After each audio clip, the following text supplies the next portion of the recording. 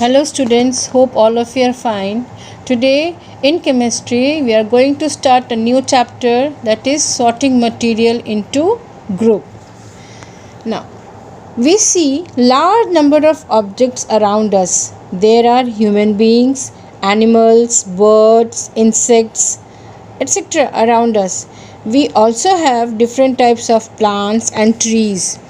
The object like table, chair, books, blackboard, chalk, paper, clothes, shoes, water, bicycle, football, toys are also around us.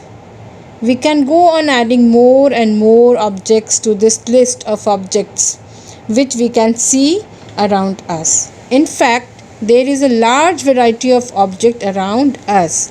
Some of these objects are natural, which occur in nature as such, and whereas some other objects are man-made or artificial. All these objects are of different shapes, sizes, and colors. They also have different properties. In order to understand objects around us, it is necessary to classify them into groups. So, first of all, in this chapter, the topics we are going to cover is why do we classify things, then material around us, then natural and human made materials, and at last properties of materials. Now in this session we will cover the topics, that is why do we classify things and material around us. Why do we classify things? If we go to a provision store or big bazaar, D-Mart, we will find that the various objects being sold in the shop are arranged in groups on the shelves. For example, all kinds of soaps are placed together at one place, and all types of biscuits are placed together at another place. Similarly, other objects like pulses, spices, dry fruits, chocolates, toothbrushes, and toothpastes, etc., are all placed in their respective places in the shop. The advantage of placing the various objects group wise is that it becomes very easy to locate a particular object in the shop. For example, if we ask the shopkeeper for a particular brand of soap, then the shopkeeper goes to the shelf containing soaps only and takes out the required soap from it. We say that the shopkeeper has arranged the various objects in groups, or that he has classified the objects. However, all the objects like soap, biscuits, pulses, spices, dry fruits, etc., are all mixed up in the shop. It will not be easy for the shopkeeper to locate a particular soap immediately. We can now write a definition of classification as follow. The sorting of objects into groups, with each group having its own characteristic properties, is called classification of objects. Here a small activity I have given, that is classify the given objects on the basis of the given criteria, that is fruits, vegetables, cereals, fibers and spices. Here some items are given and you have to classify all these items in the given 5 topics, that is fruits, vegetables. So potato you can write comes in vegetable, wheat comes in cereal, cotton, fibers, black pepper, spices, apple, fruits, silk, again it will come in fiber, ladyfinger, vegetables, maize, cereals, chili, spices, orange, fruits, wool, fiber, turmeric, spices, rice will come in cereal, tomato will come in vegetables, mango in fruits. So this way we can classify all the given items in the 5 topics. At home there are utensils, books, clothes, sofa, bed, shoes, buckets, etc. We do not keep all these things together at one place. We classify or group them according to their uses. We keep the utensils in the kitchens, clothes in the cupboards, shoes in the shoe rack, books in the study room, sofa in drawing room. Similarly, in a school, children are grouped in various standards according to their age. Again, in library, books are grouped on the basis of subjects, class, etc. Otherwise, it will be very difficult to find a particular book in the library. Thus, classification helps us to understand and know more about the materials about us.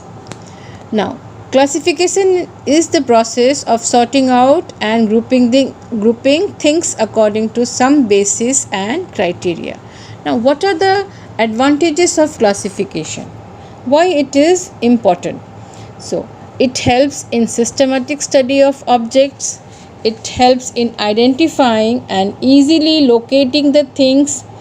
Also, it helps to study the properties of objects and it saves time. Materials around us. What is materials? A substance which is used in making different objects is called materials. All the objects are made of one or more kind of materials. For example, a chair is made of wood, so wood is a material. A spoon is made of steel, so here steel is a material. Some more examples of materials are cotton, silk, coal, iron, plastics, and glass. Materials are generally of two types, natural and man-made.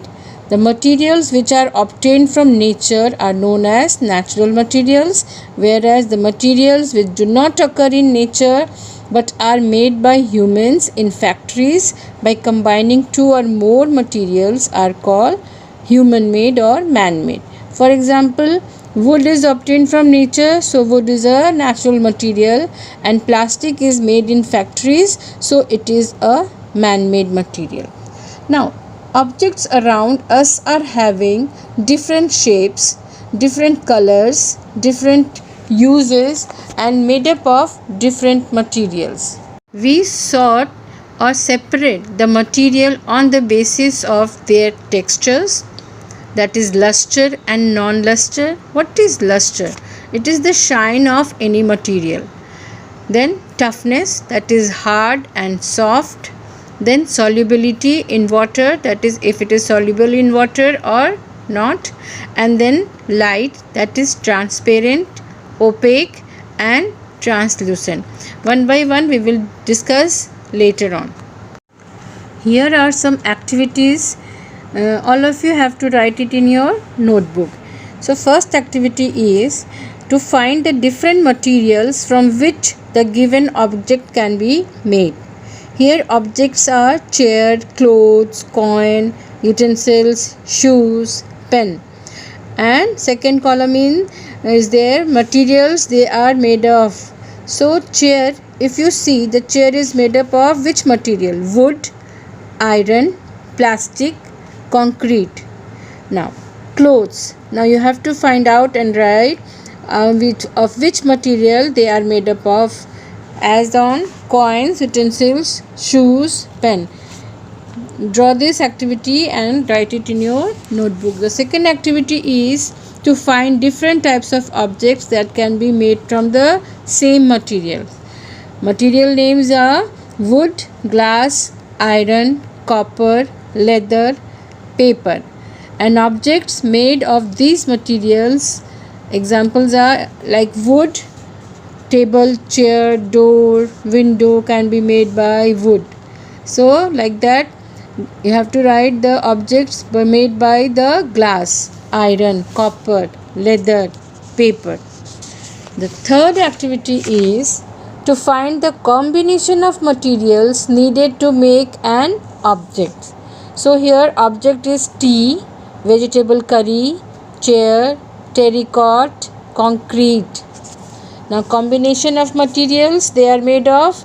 Now you all know tea is made up by water, tea leaves, sugar, milk. Like that, how vegetable curry is made, chair is made, you have to write the combination of material. More than 2 or 3 materials name you have to write in this activity. The remaining topics will be covered in the next part of the video. Thanks.